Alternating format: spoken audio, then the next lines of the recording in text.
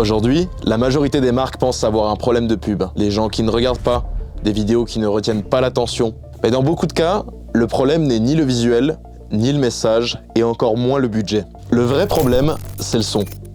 Pas parce qu'il est mal fait, mais parce qu'il est mal pensé. Et dans cette vidéo, je vais vous parler des 5 erreurs que je vois le plus souvent qui vont donner un impact négatif sur vos vidéos, que ce soit sur des publicités, sur des reels, sur des TikTok, sur des vidéos long format pour les créateurs de contenu. Et surtout, pourquoi ces 5 erreurs sabotent tous les efforts que vous faites dans vos visuels et dans votre message de publicité. Si vous faites de la publicité ou des vidéos sur YouTube, vous allez forcément vous reconnaître dans une de ces 5 erreurs. La première erreur, et sûrement la plus répandue, est d'utiliser une musique qui vient d'une banque de sons, une musique générique, auquel on ne fait pas attention, qui ne surprend pas, qui ne retient pas l'attention. Le problème, c'est pas que ces musiques sont mauvaises, c'est qu'elles sont utilisées par tout le monde.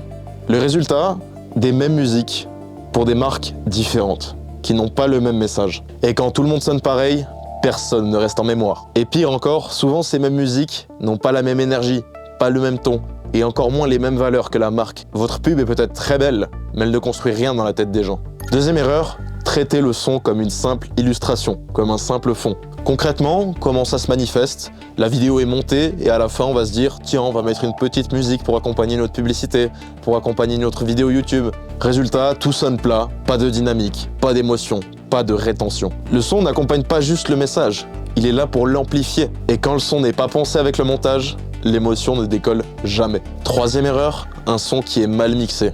Une voix trop forte, une musique trop faible, ou l'inverse. Le message devient physiquement difficile à comprendre. Et ça, c'est fatal. Si le cerveau trouve que le message est trop compliqué à comprendre, il abandonne. Je vous donne un exemple tout simple. Prenez une vidéo avec une qualité visuellement très mauvaise et un son excellent. Vous allez probablement la regarder. Prenez maintenant l'inverse, une vidéo avec une qualité sublime et un son affreux, vous n'allez pas regarder la vidéo. Pas parce que le contenu n'est pas intéressant, mais tout simplement car c'est fatigant. Une bonne publicité ne doit jamais demander un effort d'écoute supplémentaire. Quatrième erreur, ne rien faire dans les 3 premières secondes pour retenir l'attention avec de la musique. Visuellement, beaucoup de marques travaillent leur hook, mais au niveau de l'audio, rien. Ou une musique qui commence très doucement dans les 3 premières secondes. Le problème, c'est que sur les Reels, les TikTok, si rien n'est mis en place dans les premières secondes pour retenir l'attention, la vidéo est scrollée, avant même le message principal. Un hook, c'est pas forcément quelque chose de fort, une grosse explosion. Ça peut être justement un silence, un impact, une tonalité différente, un bruit surprenant.